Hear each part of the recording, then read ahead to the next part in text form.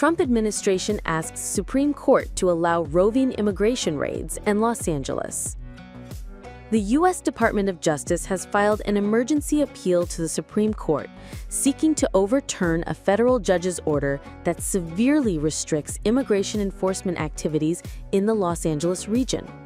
At the center of the legal battle is a sweeping injunction issued by U.S. District Judge Maame Frimpong that curtails the ability of immigration and customs enforcement agents to conduct raids based solely on generalized indicators, such as speaking Spanish, being in certain locations, or working in fields like construction and landscaping.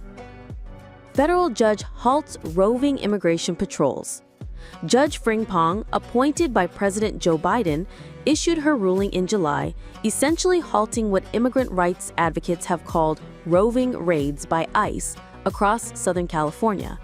These operations often took place in public locations such as bus stops, parking lots of big box stores like Home Depot, and informal day laborer gathering points like car washes. Her decision stated that the reliance on non-specific indicators like limited English proficiency or type of employment failed to meet the constitutional standard of reasonable suspicion, which is required before officers can detain someone for immigration violations. Requirement for individualized suspicion. The ruling emphasized that immigration agents may consider contextual factors such as location or language, but only as part of a broader individualized analysis. In other words, ICE officers must have clear, specific evidence that a person is unlawfully present in the United States before detaining them.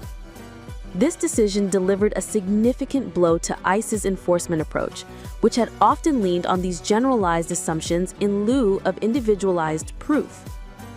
Ninth Circuit upholds restriction, scrutinizes quota allegations. The Ninth Circuit Court of Appeals declined to lift Frimpong's order and raised pointed questions about the Trump administration's underlying motivations. Specifically, appellate judges grilled government lawyers on whether the raids were driven by an unofficial White House quota calling for the detention of 3,000 immigrants per day. Although White House advisor Stephen Miller previously referenced such a target, Justice Department attorneys argued that no formal order had been issued to mandate such a quota. Solicitor General defends ICE tactics.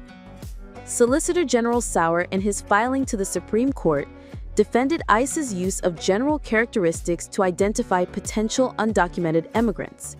He insisted that while no one believes speaking Spanish or working in construction alone should constitute reasonable suspicion, these factors, especially in combination, can contribute meaningfully to enforcement decisions. He also argued that the restraining order handed down by Frimpong is overly restrictive and hampers law enforcement's ability to enforce immigration laws. ICE enforcement under fire amid judicial pushback. This emergency appeal follows a string of recent judicial rulings that have rolled back the Trump administration's harsher immigration measures. Courts have intervened to stop the cancellation of temporary protected status for over 60,000 immigrants, blocked fast-track deportations for parolees, and halted draconian changes to asylum processing. Questions emerge over compliance with court order. Despite the restraining order, evidence has surfaced suggesting that ICE may be disregarding the court's directives. A Fox News affiliate in Los Angeles aired footage of ICE agents emerging from an unmarked Penske rental truck during a raid at a Home Depot in the city's Westlake neighborhood.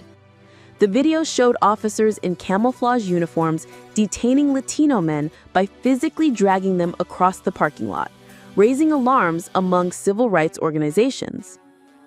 Civil liberties groups raise alarm over possible violations. Mohammed Tajsar, an attorney with the ACLU, issued a public statement expressing deep concern over ICE's continued operations, stating that the footage raises serious concerns that the federal government may be violating the federal court's temporary restraining order.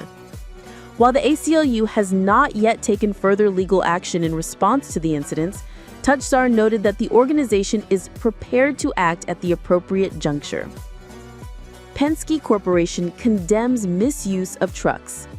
In response to the televised raid, Penske Corporation released a strong statement condemning the use of its vehicle for transporting detainees in the cargo area.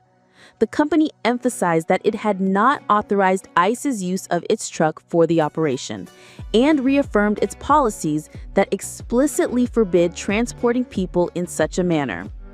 Penske stated it would reach out to the Department of Homeland Security to reinforce compliance with its vehicle use policies. This video underscores not only the legal and ethical challenges facing federal immigration enforcement under the Trump administration, but also the broader national debate about due process, racial profiling, and the limits of executive power in immigration policy. As legal battles escalate and new incidents raise compliance concerns, the fight over ICE's tactics in Southern California highlights the broader clash between immigration enforcement and constitutional protections. That is all for today in this video. What are your thoughts on this? Please let us know in the comments section below. Thanks for watching the entire video. Hopefully, the information is useful to you. See you later in the next video. Until then, take care.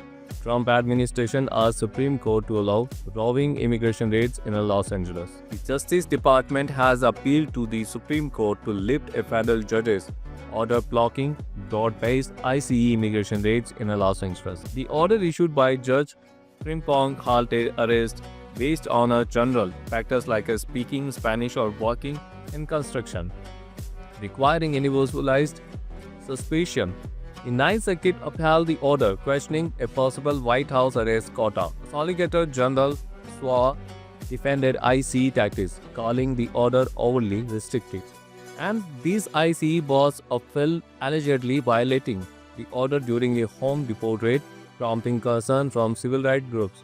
INSAC condemned ICE unauthorized use of its truck during the operation.